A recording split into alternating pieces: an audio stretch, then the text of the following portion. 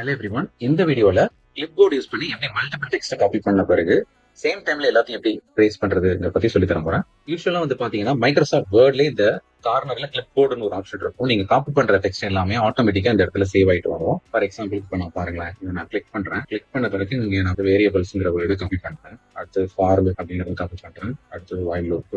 நீங்க காப்பி பண்ண எல்லாமே இங்க காப்பி ஆயிடுச்சு. இந்த இடத்துல போயிட்டு நீங்க ஜஸ்ட் எது வேணுமோ அதை கிளிக் பண்ண பேஸ்ட் ஆயிட்டே இருக்கும். இந்த மாதிரி எல்லாமே சேம் டைம்ல வேணும்னா பேஸ்ட் ஆல் கொடுத்தீங்கன்னா இந்த மாதிரி வரிசலா பேஸ்ட் ஆயிடும். இப்போ வேற ஒரு அப்ளிகேஷன் உள்ளதை நம்மளால காப்பி பண்ண முடியாது. ஃபார் எக்ஸாம்பிள் இப்போ நான் வந்துட்டு எக்ஸல் யூஸ் பண்றேன். எக்ஸல்ல வந்து பாத்தீங்கன்னா இங்கேயும் நான் வந்துட்டு சில விஷயங்களை காப்பி பண்றேன். இது எக்ஸல் கிளிப் போர்ட்ல மட்டும் தான் இருக்கும், வேர்ட்ல வராதுன்னு சொல்ல முடியாது. இப்போ நான் வந்துட்டு பாத்தீங்கன்னா மைக்ரோசாஃப்ட் அக்கௌண்ட்டை லாகின் பண்ணி வச்சிருக்கேன். அதனால நான் டைப் பண்ற எல்லா விஷயமே வந்து பாத்தீங்கன்னா ஆன்லைன்ல நம்ம கனெக்ட் பண்ணிருந்தோம்னா சிங்க் ஆயிடும். சிங்க் ஆன பிறகு இப்ப நம்ம வேர்ட்ல போய் செக் பண்ணி பார்த்தாலுமே நான் அங்க காப்பி பண்ண வேர்ட்ஸ் எல்லாம் இங்க கிளிப் போர்ட்ல ஷோ ஆகும். இங்க நான் கிளிக் பண்ண இங்கேயும் நம்ம அங்க உள்ளதை இங்க பேஸ்ட் பண்ணிக்கலாம். இப்போ மைக்ரோசாஃப்ட் ஆஃபீஸ்ங்கிறது ஒரு காமன் பிளாட்ஃபார்ம், அதனால வேர்ட் எக்ஸல் எல்லாமே சிங்க் ஆயிடுச்சு. இப்போ நோட் பேட்ல இந்த மாதிரி கிளிப் போர்டு யூஸ் பண்ண முடியுமா? முடியாது. இப்போ லாஸ்டா காப்பியான வேர்ட் மட்டும் பேஸ்ட் ஆகும். ஸோ அதுக்கு தான் வந்து பாத்தீங்கன்னா விண்டோஸ் 10 and 11 OSல கிளிப் போர்டு ஒரு ஃபீச்சர் இருக்கு. ஸோ இதை நம்ம வந்துட்டு எனேபிள் பண்ணிட்டோம்னா நம்ம காப்பி பண்ற வேர்ட் எல்லாமே அதுல ரீசெண்டா பேஸ்ட் ஆகும்.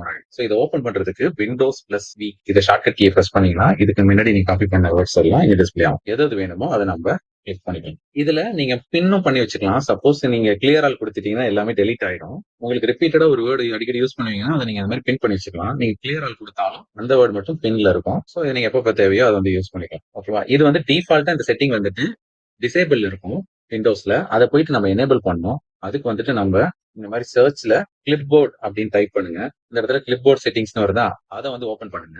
ஓபன் பண்ண பிறகு இந்த இடத்துல வந்து பாத்தீங்கன்னா கிளிப் போர்ட் ஹிஸ்டரி அப்படின்னு சொல்லிட்டு டாகல் வந்து ஆஃப்ல இருக்கும். அதை வந்து ஆன் பண்ணி விட்டுருங்க. ஆன் பண்ணி விட்ட பிறகு உங்களுக்கு இந்த மாதிரி எனேபிள் ஆயிடும். அதுக்கப்புறம் நீங்க எப்போ வேணாலும் யூஸ் பண்ணிக்கலாம். இந்த மாதிரி யூஸ்ஃபுல்லான வீடியோஸ்க்கு நம்ம சேனல் சப்ஸ்கிரைப் பண்ணுவாங்க. தேங்க்யூ ஃபார் வாட்சிங்.